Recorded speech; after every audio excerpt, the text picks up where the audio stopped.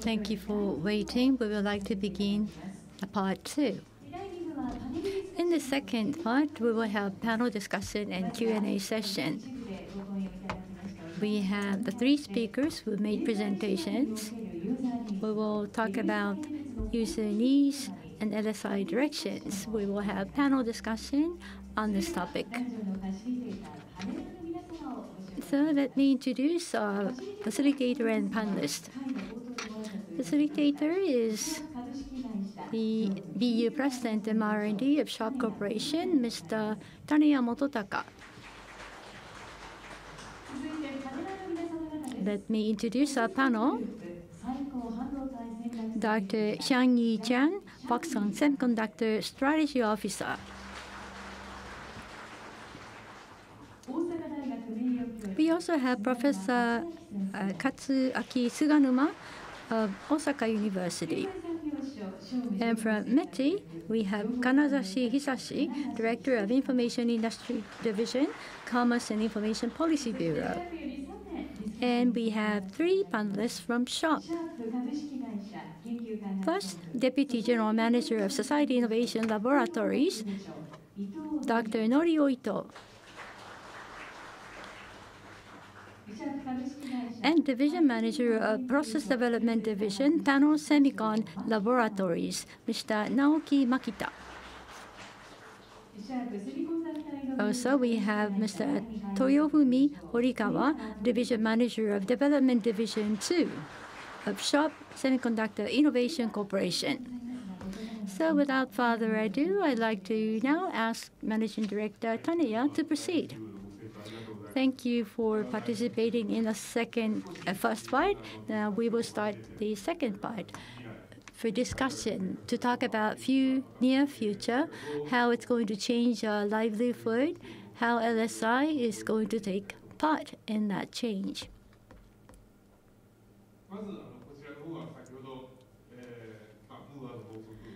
We talked about how Moore's law is coming close to physical limits of 2 nanometer. This has been discussed by Dr. Chiang, as you can see on this slide. On the other hand, we're now looking at AI, generative AI. Since the end of last year, this has been a hot topic. It has already impacted our lives and businesses. I'm pretty sure many of you are already users of generative AI. Naturally, this is evolving based on LSI and semiconductor technologies. As Professor SUganuma and Dr. Chiang said, we need to go beyond Moore's law to generate values. So that is the challenge, the breakthrough that we need for our technology. Today, we're not going to particularly talk about AI, but as AI is going to be part of our lives, for LSI to be able to evolve, what technologies do we need? Including 3 engineers, technicians from Sharp, we are going to have panel discussion.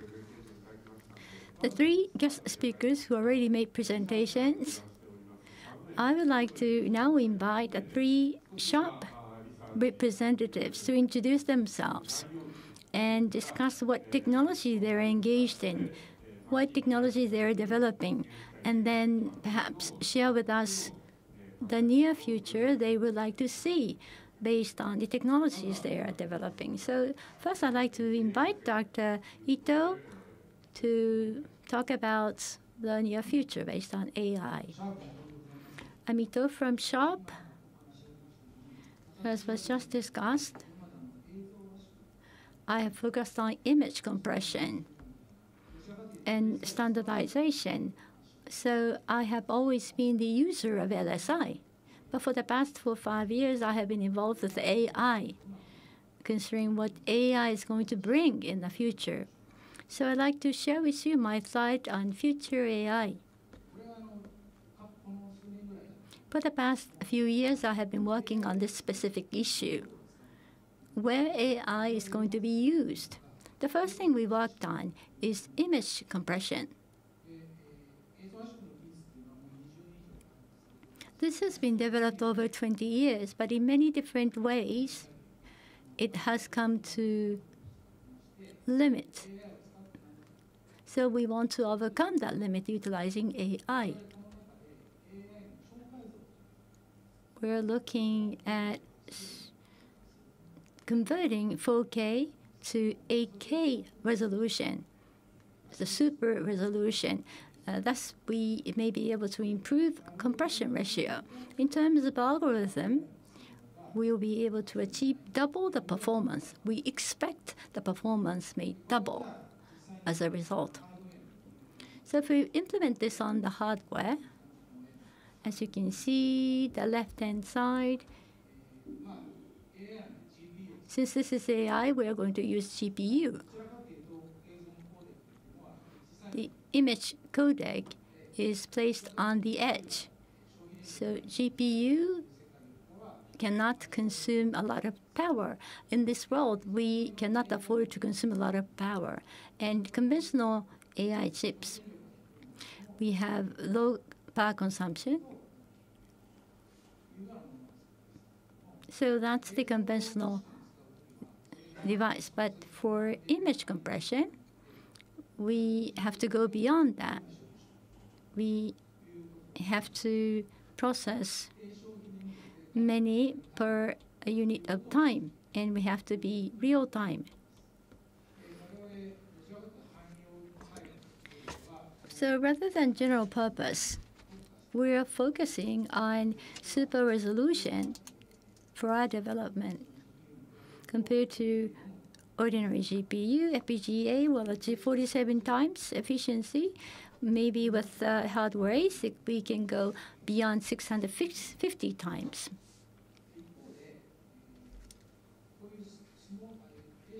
On the other hand, in this low power consumption world, for us to be able to improve performance, of course, it's a major challenge. So we have to review our algorithm. So please look at the right-hand side. We have super resolution technology. And those circles, we have different technologies. The size of a circle indicates the degree of complexity. So if you apply complex processing, you get better image result. So vertically, we have the quality, and horizontally, we have processing time. So with complex algorithm, as you can see, the circles are drawn on a higher right-hand side. So we need to achieve high performance and good image quality. So achieving both, we need to have real-time coding. So one thing that I need to focus is the real-time. It has to be real-time. So how is AI going to be used? I'd like to use an analogy to human brain. We have cerebrum, which is a rational brain, and we also have limbic system, which is more intuitive part of a brain.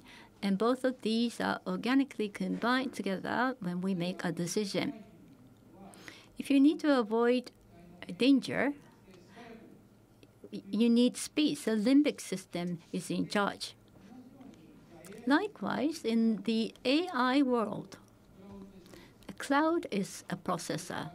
Cloud is processing. Edge is also processing. There are two processors, and they have different purposes. Especially on the edge, this is similar to limbic system of human brain. It is going to make life or death decisions.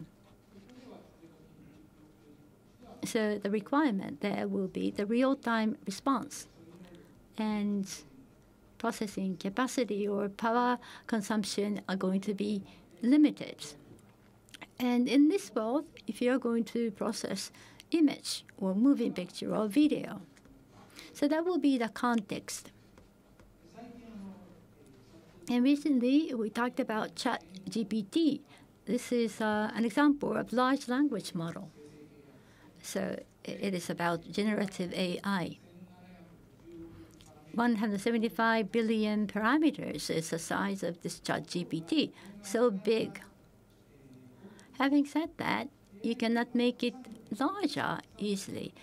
You need to feed a lot of data, resources of calculation. AI will become smarter and smarter. We know that. Having said that, in order for us to utilize many GPUs, it consumes a lot of power. You have to pay for that electricity. So from the economic point of view, it's very difficult to make it larger than what it is today. So there is also a specific language model dedicated to, say, a Japanese language or Chinese language model. So that is a recent emergence of AI models. So the size of the parameters can be reduced from 175 billion to 1/10. What is important is for each model,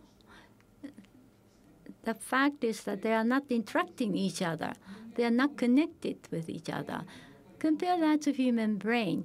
We want AI to become smarter and smarter, but considering economics, it cannot be as large as we want. So that's the current situation that we are faced with. In 3 years or 5 years from today, what will happen? So the focus is on the right-hand side. So AI, we believe there will be multiple AI models. So ChatGPT is there, and other than that, there may be legal AI, educational AI, or medical AI. So separate, dedicated AIs, they will play different models, and they will be interacting each other. And they will be placed on the cloud. What about human beings? Closer to humans, there will be a different type of AI. So for now, I'll call this personal AI. AI is close to humans, so interaction is faster, response is much faster. The training data, people worry about how this can be leaked. But since you have a local AI, you can contain data within that local AI, so you will feel safe about data privacy. So that will be the future of AI, and the personal AI will be there to provide support for human beings. So the key here is speed, quick response, and make the response easy to understand for the user. That will be the key requirements in this world. Thank you. Thank you very much, Dr. Ito. So regarding the AI and implementation technology and how it evolves and so on, we will deep dive such topics. The next speaker is Mr. Horikawa. Dr. Ito talked about AI. But going forward, our AI world, to realize that we have to have a wireless communications. This is an indispensable part. It's a basic technology, and LSI is playing a large role in this. So going forward, even further customization and flexibility will be needed. So now initiatives and efforts are underway. So Mr. Horikawa will talk about them. And then he will also talk about his ambitions and dreams of what sort of AI world he wants to realize. I am Horikawa of SSIC. So let me first introduce myself. So in April 1993, I joined Sharp. And for about 10 years, I was engaged in the development of a mobile terminal, Zaos. As you can see at the left bottom, this is a very old thing, so many of you may not know about this, but I was engaged in this development, fortunately, and mainly cameras, music, and playing a function, and so on were my areas, and I was engaged in the development work for as long as 10 years, but then I thought, wait, so to develop new things, key devices are very important. I noticed that, so there was this solicitation system, and I nominated myself to go to IC department, and liquid control 3D controller, and also capacitator method touch panel controller. In 2018, we released our 8K TVs and video engine medalist Z1 was another project that I was able to engage. So I've done many multimedia things, but this time around I was told to take on the challenge of next type of challenge. So in relation to the AI, I've been thinking about a lot of things, as was mentioned by Dr. Ito, Edge AI and Cloud-side AI. Both of them have to be integrated with each other, but Cloud and Edge is connected by nerves or communications. So capacity has to be large for vision and audio, but motor nerves have to be quick, and also many peripheral nerves have to be numerous, and they have to be connected to numerous points. So using this kind of a model beyond 5G communications can be very promising, because all of them, rather than all of them being realized simultaneously, depending on the purpose, what combination is the best, we should be able to select that, and I believe offering such a selection is a very important point. Please go to the next page. So what we are working on is this one. On the left-hand side, there are some visuals about beyond 5G software-defined radio platform. Put simply, beyond 5G is something that is going to happen in the future, and it'll be part of the technology, and you'll be able to touch it as part of the platform, and that platform is what we'd like to develop in our project. And there are some blocks down below: multi-core parallel computation DSP. There are 4 of them. By using software, modem is built, and then later on some measurements are rewritten so that we can respond to all sorts of protocols. So we taped that out today. So Dr. mentioned that I will have a sleepless night tonight, because going forward, I think I will have many sleepless nights. So if this works well, of course, users want to try using it, because there are many variations in the world of IoT. So they want to try this for various solutions. So with such customers, SoC software and partly hardware, but mainly software will be tuned up. And for example, local 5G cell mouse and hand mouse part will be perhaps reduced, and so on, so that power consumption can be reduced. This is one simple example, but in a spiral and agile manner, SoC, SoCA, B, C will be developed while they get separated. So this is more of a deduction approach. From the main SoC, we will carve some parts out, and then they will be developed separately. So first, you will tweak the platform. Traditionally, manufacturer would be using the platform, and then software was prepared and offered. That was the main format of solutions. But in the times of IoT, there are more options. So there is a open platform. So with such open platform technology, we will let users use the platform, and in the end, there are more varieties of products which can be realized quickly. We are trying to build such a system, and that is how we are working on our R&D activities. Thank you, Mr. Horikawa.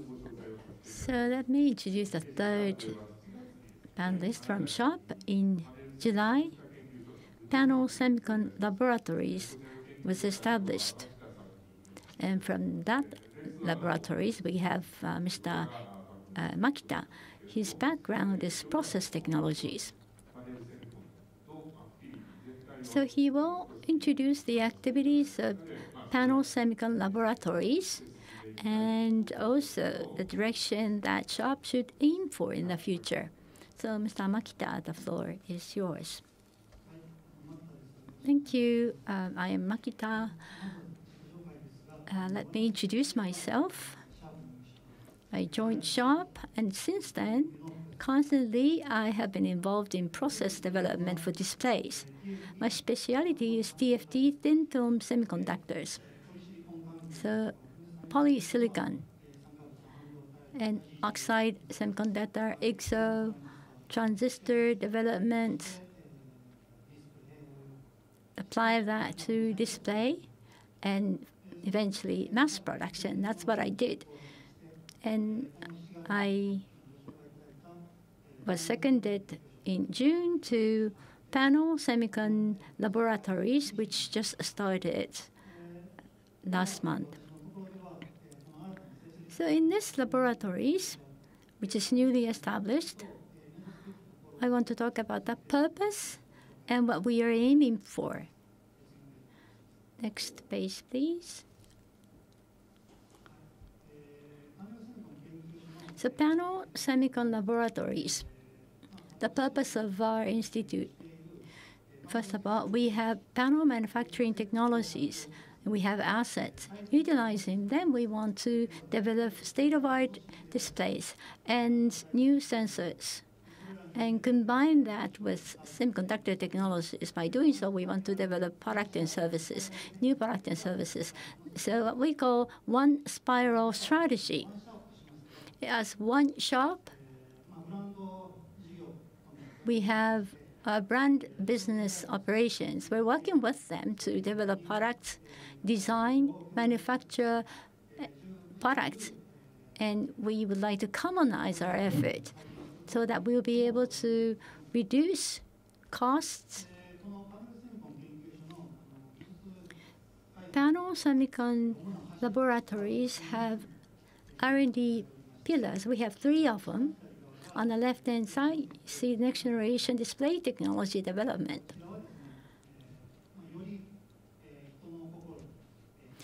We would like to bring a new product that touches people's hearts and the display that is noticeable naturally. So these are the ideas that we have in our development. In the AI era, to meet user needs, display is there to provide information. So it is going to be a device that connects people and AI. Now I go into the second pillar, right in the middle, which is new device development. So apply our technologies to sensor devices. Display panel manufacturing technology, for example, utilizing a plane, so 2D sensing, we will be able to draw more information from plane sensor, 2D sensor. Utilizing this technology, we would like to develop odor sensor or smell sensor. So giving this smelling sensation to AI. There are nice smells and ugly odor. We have a wide range of smells that can be taught to AI. Coming November 11th, when we have Sharp Tech Day, this smell sensor will be displayed at AI Corner. And sensors that are utilized in the AI era includes sensors that are placed everywhere to collect all kinds of information from networks. So sensor price needs to be reduced. Panel manufacturing technology can be applied to sensors to achieve low-cost sensors as well. And on the far right, the third pillar is panel and LSI in other words, semiconductor technology, semiconductor manufacturing process, integration of these technologies, as we have been discussing. When it comes to glass interposers are often used for panel packaging. But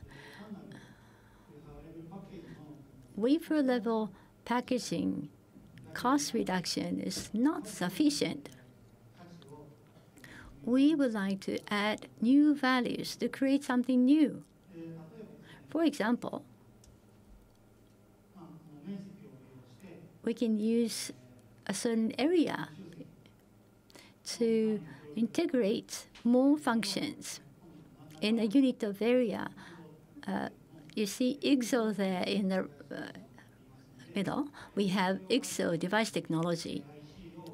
Utilizing that, we will be able to support IC, and flexible is the key word. In the area of display, flexible substrate, we have already created these technologies. Utilizing these technologies, we will be able to make flexible shape packaging. You can bend the package. So it's an innovative packaging, and innovative design will be enabled by the flexible packaging. So these are the three technology development areas that we are focusing on under one sharp strategy. Thank you. Thank you very much. So from here on, I would like to start the discussions. So today, we have 3 speakers who gave presentations, and also there were some more presentations from sharp engineers. And based upon them, in today's AI world, applications are becoming more diverse. There is a flexibility and customization needs. And Dr. Jiang said that chiplet is a new implementation method to reduce the cost, and development time can be shortened. He mentioned these points. And from Furika, regarding software-defined proposal, flexibility can be realized, and design time can be reduced. Mr. Horikawa mentioned that. So this chiplet technology, in terms of SoC, for the communications you are thinking about, do you think that this concept will work well? And in the near future, would you be interested in trying this concept? Could you comment on this? You can remain seated. Mr. Horikawa. Thank you very much. So within one large chip, as I mentioned earlier, there are many DSPs. And making a large chip and considering scalability. So this is very difficult to say, but it's like one element. Just like a Lego or block, you can combine them to achieve complicated processing. I believe that this is really the best approach. And of course, this is the communications you're talking about. There is RF part and different processes. All of them have to be integrated.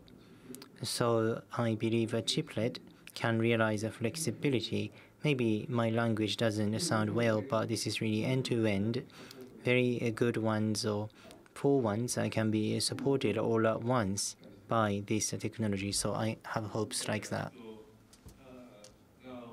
Explain the chiplet technology is very useful for the future communication SoC.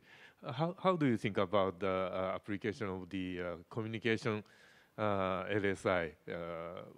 That means how do you think about the chiplet is very useful for the future communication technologies? Yes, I think so.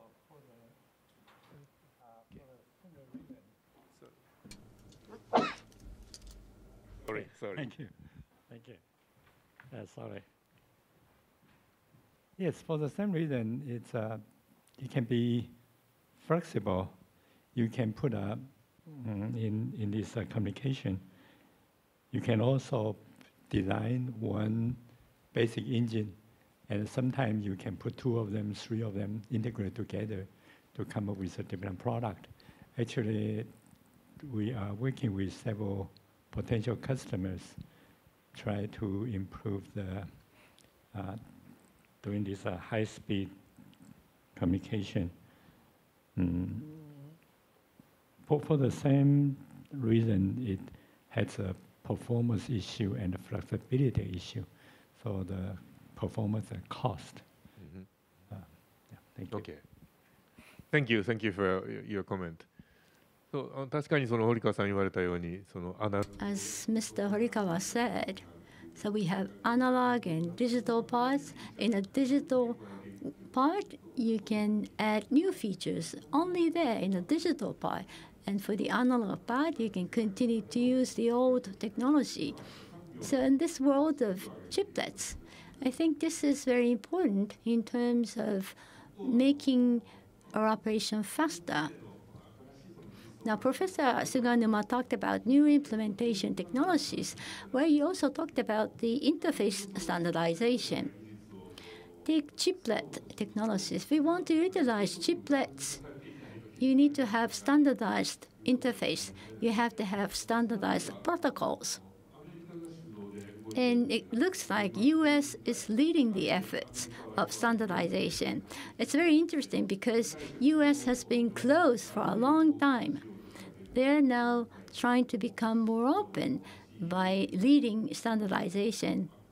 ICU activities, UCLE technologies, for example, there has been a rapid development of standardization there. Can you talk about it? Yes, they were very fast. They were very fast in establishing that organization. The whole world was surprised. But it's not just one group. There are several groups working all at the same time. And they are trying to connect these multiple groups as well. So we have to understand what is going on. And we also want to propose a new chiplet technology and packaging technology. We want to contribute to implementation technologies there. Standards can be good or bad. So we have to be hit the right balance. We talked about the IP. Yes, please, Dr. Chang. You brought a point I really couldn't help to speak up. I think this is the best, most important point you just brought up. It's today I kind of heard there are many standardization consortium involved. Actually, standardization has 2 parts in my mind. One is a protocol. You really like be able to speak the same language. But I think it's more important is the performance. Performance, for example, today if you try for the I/O to communicate between one chip to the other on the same PC board, because the PC board, for the personal computer, is that big, and the standard you have to be able to have one chip on one corner of this PC board, be able to drive the chip on the other corner, and they are very far away. If you want to define a standard, I'm not talking about protocol. For example, it's very simply with delta V. If you are so ambitious, you want to define a standard, you'll be able to use universally in every case. Then your standard will be very conservative. You'll be able to drive such a large board, one corner to the other. However, if I want to make it confine my standard to a particular technology, for example, for the AI, for the IoT, I know I have the ambition, I only want to make it connect to a very small PC board. Then I can make my standard much more aggressive. You can imagine if you want to be aggressive, you want to make a standard goes to universal entire world, any product, then your standard will be very loose.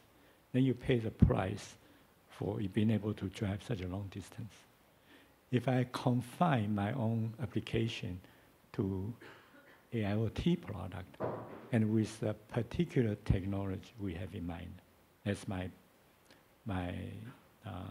ecosystem, based on this particular advanced package technology, I can define it's only be working in this environment.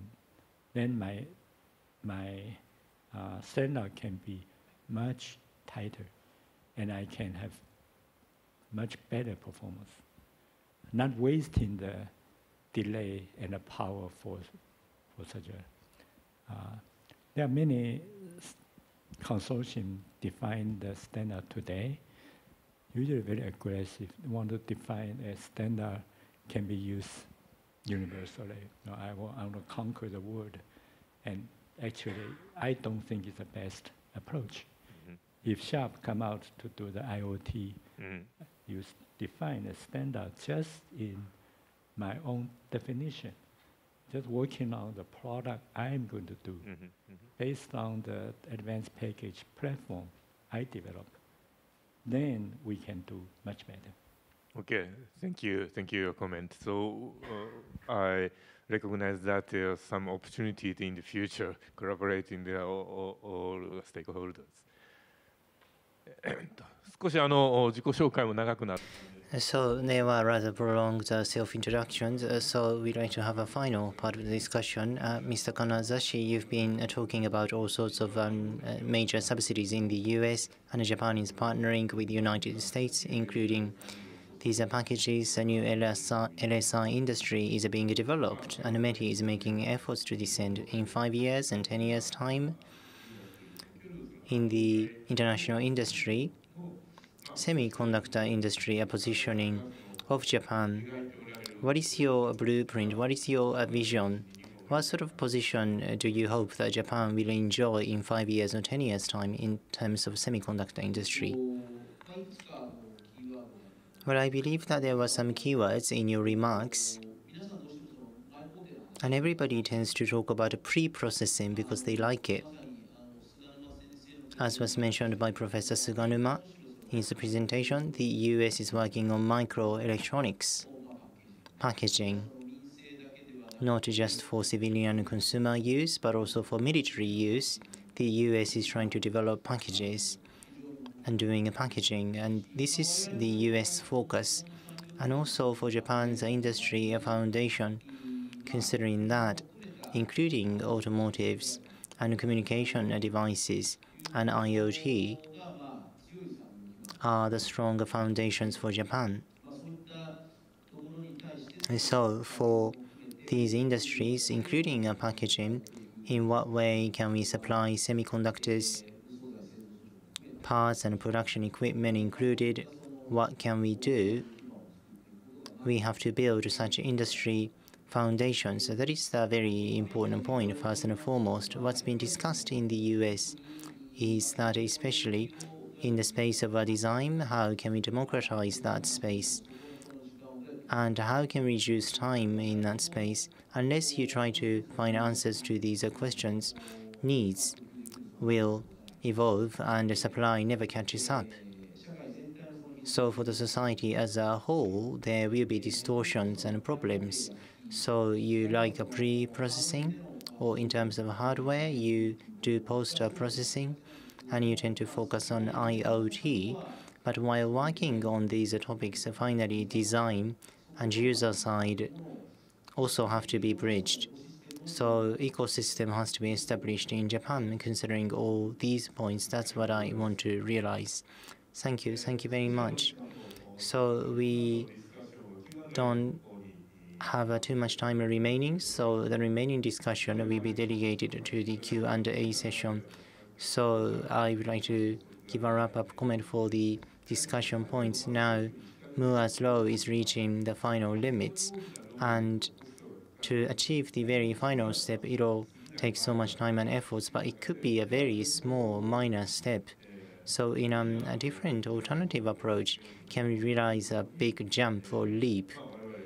I believe such a potential can play a game-changer role, and there is a potential for growth in this space. So in this area as well, Sharp is doing a lot of R&D and research, so I'd like to focus our resources on this topic. Panelists, thank you very much for your participation today. From now on, I'd like to start the Q&A session. Well, thank you very much to all the speakers. So from now on, we'd like to open the floor for questions and answers. And let me explain the process. If you have a question, please raise your hand. And if you are appointed, please stand up and wait for the microphone. A staff member will bring one to you. And then please ask your question. Please ask questions about today's lectures, speeches, as well as the panel discussion. In the interest of time, we may not be able to address all the questions. Thank you for your understanding. So if you have a question, please raise your hand. ではお願いいたします。Please go ahead. Yes, the person in black. Thank you. I'm Mochizuki from Bloomberg. So I'd like to ask Sharp's employees. Rapidus is going to develop and manufacture state-of-the-art semiconductors. Who are going to use those advanced semiconductors here in Japan? 1 nanometer, 2 nanometer? I don't know how they are stacked. Without these technologies, what products are not produced? What are some of the products that you would like to produce based on these advanced semiconductors? And Mr. Kanazashi, do you have any wish for Sharp, how those technologies should be utilized by Sharp? So who would like to volunteer to answer that question? Horikawa-san, would you like to? Currently, we're using 12 nanometer. So what about 2 nano? As of today, we are trying to, we discussed chiplets and modularization. So put that aside. When you have complex SoC, large-scale memory need to be embedded. Up until 40 nano, capacitor-type embedded DRAM was useful. But when we have further miniaturization, it will be SRAM-based or cache. Temporary memory is needed for enhancing performance and reduce power. So how can we embed more memory? How can we connect with high bandwidth with DSP? So these are two important questions. Ito-san, would you like to respond to that 2 nano question? First of all, we would like to develop personal AI on the edge. In a way, in the past, we developed calculator. So it's almost like AI calculator, achieving low power consumption.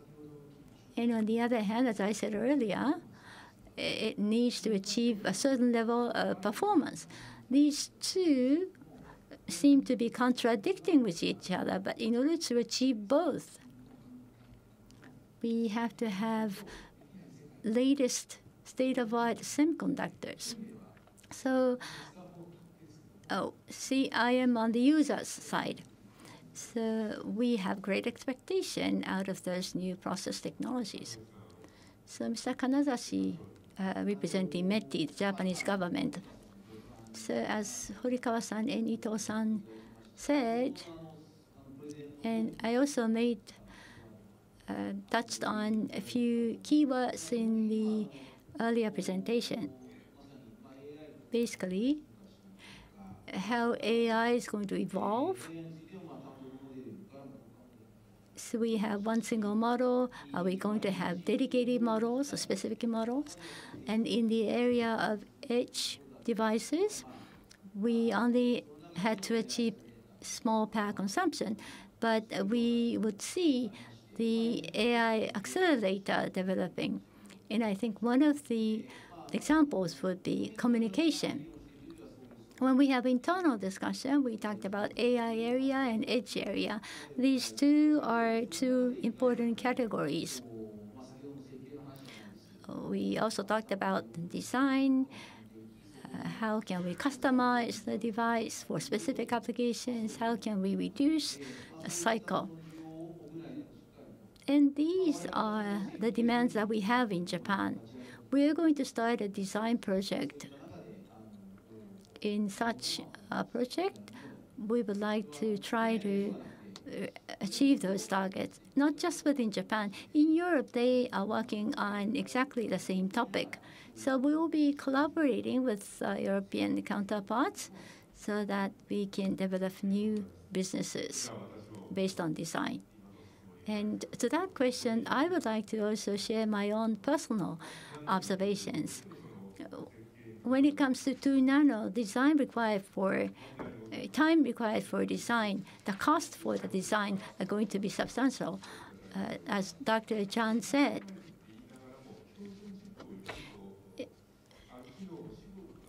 you might want to narrow the functions. Well, you can utilize 100 applications, and you can actually select a core. You narrow down the applications, and you can apply chiplet technologies to that. Of course, with 2 nanometer, you have to achieve high volume, unless otherwise you would not be able to produce wafer. So how can we achieve customization based on narrow standards? Thank you. Are there other questions? You can make a comment about how you saw discussions and so on. Anyone? Yamanaka-san, please.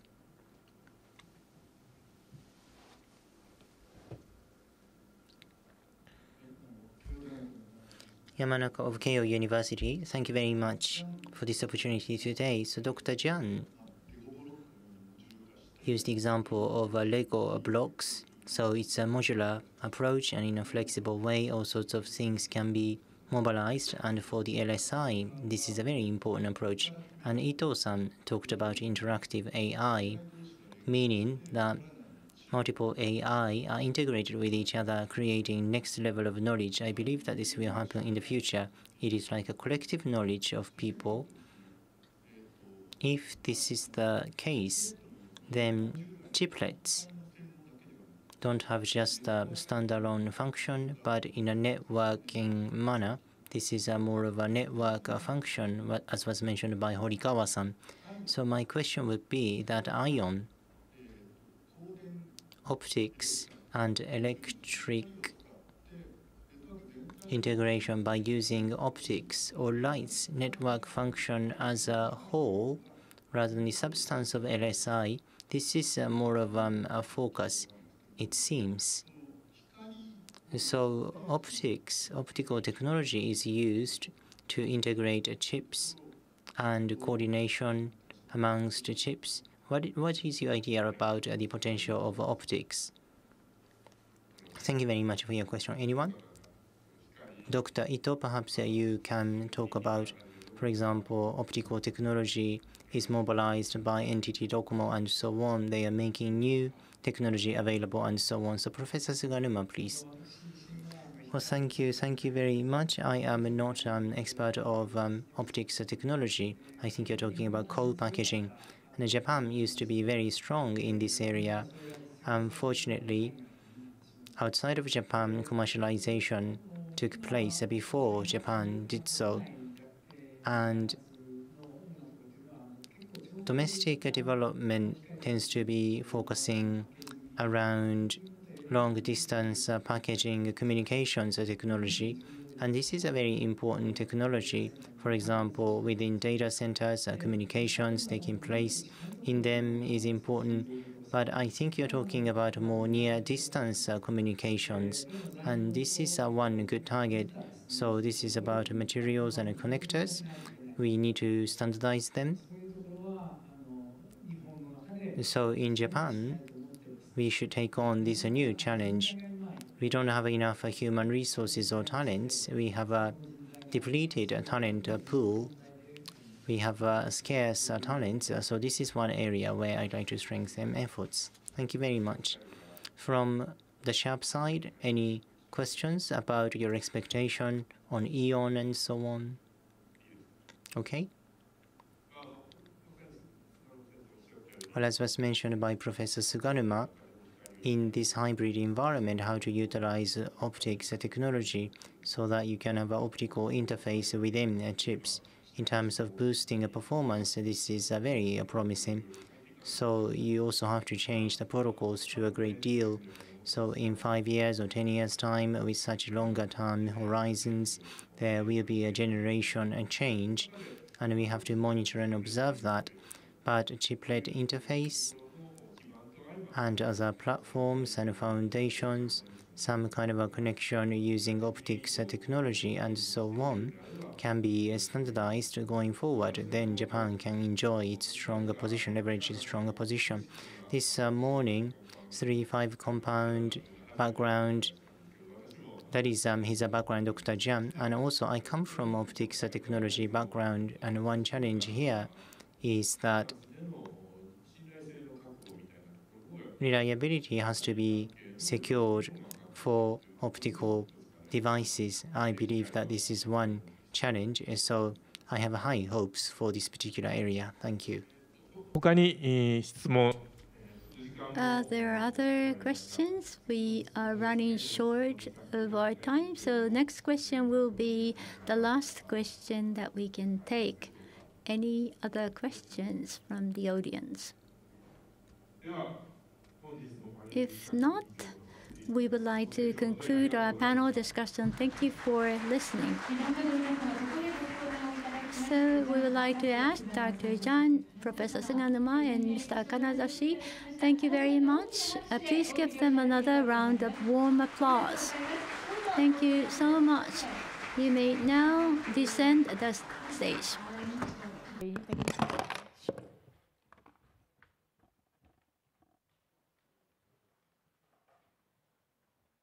どうぞ拍手でお見送りください。 Please once again give them a round of applause.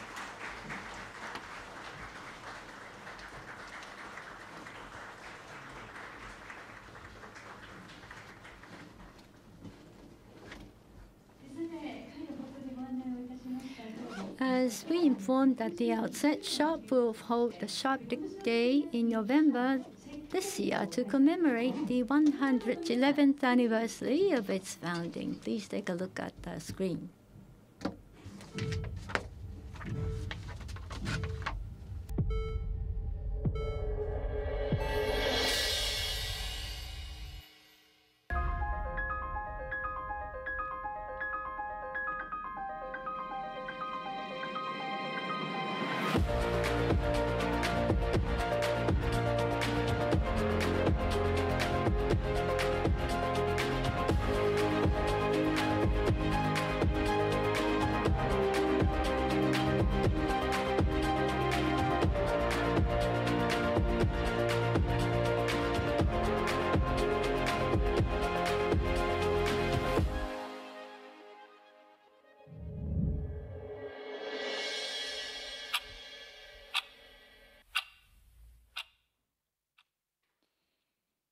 SHARP Tech Day は11月10日から SHARP Tech Day will be held at Tokyo Big Side, East Hall 8 from November 10th to 12th.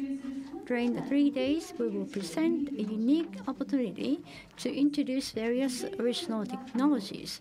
There is no need for pre-registration.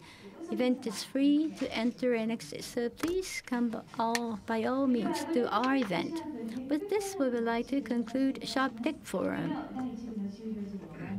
As we said already, you are asked to answer the questions in a survey online. Please utilize 3D barcode and information card you received to access the survey site.